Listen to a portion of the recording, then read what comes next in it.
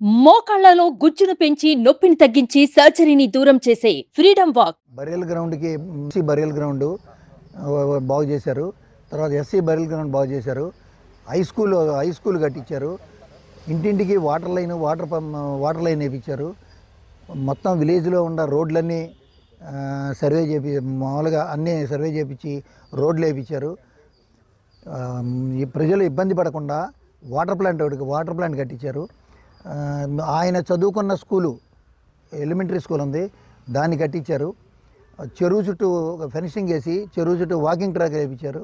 ఇంకా అనేక కార్యక్రమాలు.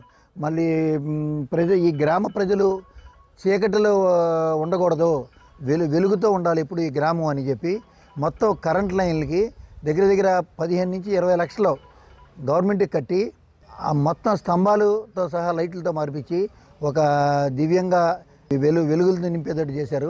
ఈ విధంగా మాట్లాడడం చాలా విచారకరం. మా రామోజీరావు గారు వచ్చి ఈనాడు అధినేత మా చెరుకూరి రామోజీరావు గారు మరణించడం వార్త మాకు తెలియగానే గ్రామంలో తెలగానే దిగ్బంధకు గురయ్యాం.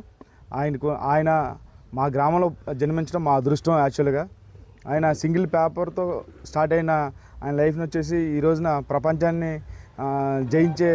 స్థాపించే ఆయన స్థాయి అయింది.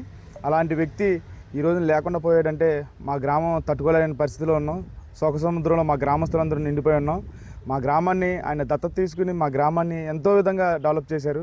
సిఎస్ఆర్ దీని కింద రామోజీ ఫౌండేషన్ అని నెలకొల్పి 15 కోట్లు ఖర్చు పెట్టి మా ఊళ్ళో ఈ చుట్టుపక్కల విలేజ్ల్లో ఎక్కడా లేని విధంగా అన్ని సౌకర్యాలు, తాగుతానికి మంచినీరు, స్కూలు, బ్యాంకు, పశువుల స్కూల్ పిల్లలకి స్కూళ్ళు, చెరువు చుట్టూ అభివృద్ధి ఈ సిఎస్ఆర్ ఫండ్స్ కింద చేసి ఎక్కడా లేని విధంగా మా గ్రామానికి ఆయన ఫౌండేషన్ ద్వారా బ్రహ్మాండంగా చేశారు. ఆయనకి 89 సంవత్సరాలు వచ్చాయి.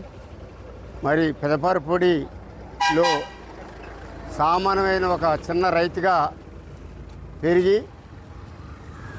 అతి ప్రపంచంలోనే మహానుభావుడిగా పెరిగిన ఒక రామోజీరావు గారు మరి ఈరోజు ఆయన చనిపోవటం అందరికీ తీరని లోటు.